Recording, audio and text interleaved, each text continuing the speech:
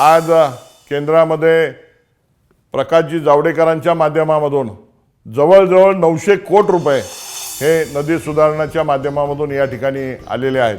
त्याचा अधिकाधिक चांगला उपयोग करून नदी चॅनलायझिंग करून तो प्रवाह कसा संत गतीने चालू राहील आणि जेणेकरून बाजूची जी परिसर आहे तो अतिशय सुजलम सुफलम करून त्या ठिकाणी चांगल्या प्रकारचे गार्डन करण्याचा संकल्प केलेला आहे।